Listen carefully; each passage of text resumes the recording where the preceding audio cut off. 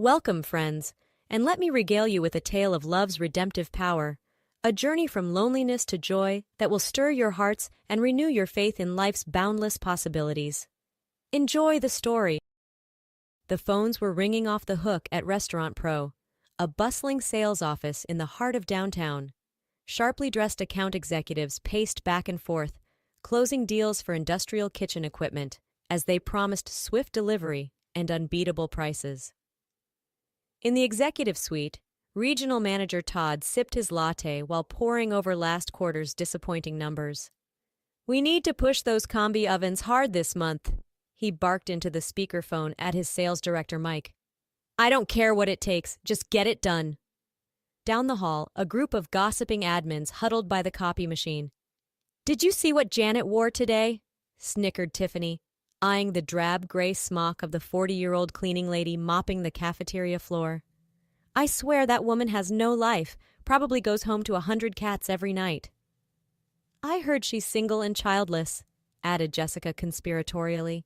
"Can you imagine? What a sad, empty existence." The women cackled meanly as they watched Janet go about her thankless work, pushing her cleaning cart from room to room with her head down. Little did they know the pain and heartache hidden behind Janet's solemn demeanor. If they had looked closer, they might have noticed the faraway look that sometimes crossed her tired eyes, the look of a woman lost in memories of a distant past. Rural Indiana, 25 years earlier. The lights flickered and died in the modest farmhouse, prompting a groan from 15-year-old Jenny. "Another power outage? Seriously?" She lit the kerosene lamp on the nightstand and pulled her favorite doll into a hug. "One day, I'm going to have a big family with lots of kids to love," Jenny told the doll, rocking it like a baby. "6 boys and 6 girls, and I'll be the best mama in the world, you'll see." A warm chuckle came from the doorway. "12 young'uns? Heavens to Betsy," said Grandma Jo, shaking her head. "The way you mother those dollies, I reckon you'll have yourself a right big brood someday. Land sakes, I'll have my hands full with grandbabies." A shadow crossed the elderly woman's face as she took a seat at the edge of Jenny's bed. "You keep those dreams alive, you hear? Your mama and daddy, bless their souls, would 'a' wanted that. Don't you let nobody tell you different." Jenny nodded solemnly, remembering the car crash that had claimed her parents' lives 5 years prior. At least she still had Grandma Jo. The two shared a bond that could never be broken, until the day, a decade later, when Jenny found herself utterly alone. The bus ride into the city was the longest of Janet's life. At 24, she had just buried the only family she had left, and was heading into an uncertain future with little more than some cleaning skills and her grandmother's pearl necklace. The sleep-tight motel wasn't much, but the maid wanted sign in the window was like an answer to a prayer. "You can start today," grunted the heavy-set manager, tossing her a set of keys and a scratchy polyester uniform. "Rooms 201, 225, checkouts at 11, so have 'em done by then." Janet set to work scrubbing toilets and changing sheets. Back-breaking work, but she took some small satisfaction in leaving each room spotless. On her lunch break, she nibbled a bologna sandwich in the break room while watching soaps on the fuzzy black-and-white TV. "Well, hello there," came a smooth voice. Janet looked up to see a handsome face smiling down at her. Mike, one of the motel guests. "Haven't seen you around here before. I'm a sales rep in town for the big restaurant expo." Janet blushed and stammered a greeting, unaccustomed to male attention. Mike's eyes crinkled with amusement as he pulled up a chair and started to chat her up. 2 months later, Janet stared in disbelief at the 2 pink lines on the pregnancy test, her hands shaking. After weeks of nausea and fatigue, there was no denying the truth. Mike's baby was growing inside her. She knew she should be happy, but all she felt was fear. How could she possibly raise a child alone on a maid's salary? When she tearfully confessed her situation to Mike over the phone, his response chilled her to the bone.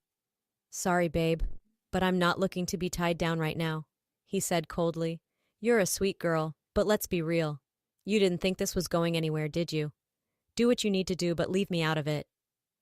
The click of the phone and the dial tone buzzing in her ear was like a knife to the heart. Alone and desperate, Janet threw herself into work. pushing her body to the limit to provide for her unborn child. Until the morning she woke up screaming in agony, the sheets beneath her soaked in blood. The ER doctor's words were a blur. Miscarriage. Nothing you could have done. Nature's way. Devastated, Janet vowed to never let herself be so vulnerable again. She poured all her energy into her job, barely noticing as the years slipped by. But some scars never fully heal. 5 years later. Janet straightened her blouse and took a deep breath before knocking on the door marked Human Resources. A new job at a successful company was just what she needed for a fresh start. "Janet, come in," called Evelyn, the immaculately coiffed HR manager. She looked Janet up and down, her lip curling slightly. "I must say, your resume was rather sparse, but the custodial manager insisted we give you a chance." Janet fought to keep her voice steady. "I can assure you I'm a very hard worker. I'll do whatever it takes to keep things clean and orderly." We'll see about that." Evelyn's tone was dismissive. "Well, here's your ID badge and your uniform. I assume you can find the supply closet yourself. That will be all." As Janet stepped out into the hallway, she overheard Evelyn snickering into the phone. "I know, right? I can't believe the trash they're hiring these days. Did you see that hideous haircut?" Janet's cheeks burned with humiliation as she pushed her cleaning cart towards the executive offices with a heavy heart. It seemed no matter how hard she tried, she would always be looked down upon. But at least she had Samantha, dear sweet Sam, the only friend she'd made at this cold, sterile place. The sassy 50-something receptionist always saved Janet a treat from the break room and asked about her day. For a few minutes, Janet could almost forget her loneliness. Those talks made the long days bearable as she scrubbed and polished. Until the morning, Evelyn pulled Janet aside with a somber expression. "I have some bad news," she said, not sounding the least bit sorry. "Samantha passed away from a heart attack last night. Her family is making arrangements now." Janet's knees buckled as anguished sobs tore from her throat. It couldn't be true. Fate couldn't be so unspeakably cruel as to take away the one person who cared about her. But the pitying looks from co-workers confirmed the awful truth. That night, Janet laid awake staring at the ceiling, the silence of her apartment pressing in on her. Childless, friendless, utterly alone. Was this really all life had in store? Grandma Jo's words echoed in her mind. "You keep those dreams alive, you hear?" But as the years of thankless drudgery dragged on, those dreams had never felt further away. The blare of sirens jolted Janet out of her morose thoughts. She was walking home from another soul-crushing shift when she saw the flashing lights up ahead. A small crowd had gathered by the riverbank, murmuring in concern. As she drew closer, Janet gasped at the sight of a young boy splashing and flailing in the swift current. "Help! I can't swim!" he sputtered, his head dipping below the surface. Without a second thought, Janet kicked off her shoes and plunged into the frigid water, her heart pounding. She hadn't swum in years, but pure adrenaline propelled her forward until she reached the boy. "I've got you!" she called, looping an arm around his chest and pulling him close. The current was strong, threatening to drag them both under, but Janet kicked with all her might towards the shore. Just when she thought her lungs would burst, her feet touched bottom. Summoning her last ounce of strength, she heaved the boy up onto the muddy bank before collapsing beside him, coughing and sputtering. "Matthew! Oh, thank God!" A man in an expensive suit rushed forward, scooping the shivering boy into his arms. He looked to be in his late 30s, with chiseled features and piercing blue eyes. "Son, are you all right? Can you hear me?" The boy nodded weakly, clinging to his father. The man turned to Janet with tears in his eyes. "You saved him," he choked out. "I can't thank you enough, miss." "Janet," she replied, suddenly self-conscious of her bedraggled appearance. "I'm just glad he's okay." The man held out a hand. "Robert Hanson, I owe you everything. Please let me give you a ride home. It's the least I can do." As Robert helped Janet into his sleek Tesla, she couldn't help but marvel at the strange turn her day had taken. Little did she know, her chance encounter with the dashing CEO was about to change the course of her life forever. The next week passed in a surreal blur. Flowers from Robert appeared at Janet's apartment every day, each with a heartfelt note expressing his gratitude and admiration.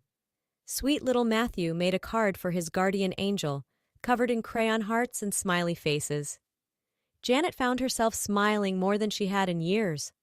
For the first time in forever, she had something to look forward to besides work and solitude. All that changed on Monday morning when Janet arrived to find the Restaurant Pro office in an uproar. "Hanson Industries just bought us out," Tiffany told her with wide eyes.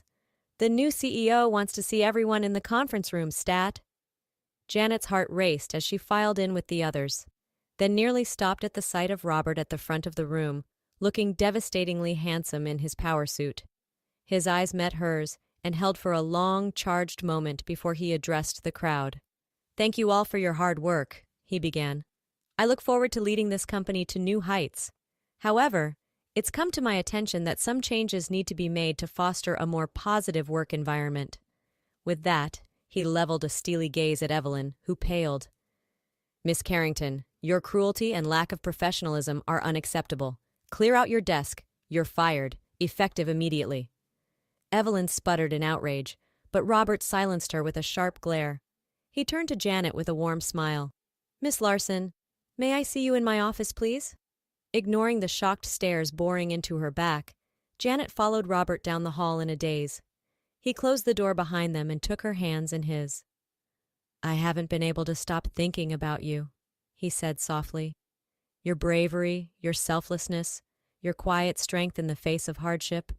Janet, you're the most incredible woman I've ever met." Janet's eyes widened as Robert dropped to one knee, pulling a small velvet box from his pocket. "I know it soon, but nearly losing Maddie made me realize what matters most in life. I want to spend every day showing you the love and appreciation you deserve. Janet Larson, will you make me the happiest man alive and be my wife?" Tears streamed down Janet's face as she whispered the word she'd been waiting a lifetime to say. "Yes." 6 months later. The Hanson estate was awash in twinkling lights and fragrant roses as Janet walked down the aisle on her wedding day. Never in her wildest dreams had she imagined she would find herself here, resplendent in a designer gown, joining her life with a man who cherished her. Robert's eyes shone with love and pride as he slipped the diamond band onto her finger. "I promise to love, honor, and cherish you always," he vowed. "You've brought joy back into my life and shown me what true beauty looks like. With you by my side, I know anything is possible." Janet's heart swelled as she gazed at her new husband, then out at the beaming faces of their friends and family. Matthew grinned up at her from his place as ring-bearer, excitement bubbling over. At the reception, Janet sipped sparkling cider as she watched Robert twirl his mother around the dance floor. She rested a hand on her stomach, still hardly daring to believe the news they'd received last week. After so many years of heartache, her dream of motherhood was finally coming true, ×2. The doctor had confirmed she was carrying healthy twins due just before Christmas. As if reading her thoughts, Robert appeared at her side, drawing her into his arms. "Have I told you how radiant you look, Mrs. Hanson?" he murmured. "You're positively glowing." Janet rested her head on his chest, listening to the steady thrum of his heartbeat. "I just can't believe this is real," she whispered. "I keep waiting to wake up and find out it was all a beautiful dream." Robert tilted her chin up and kissed her tenderly. "Believe it, my love. This is just the beginning of our happily ever after."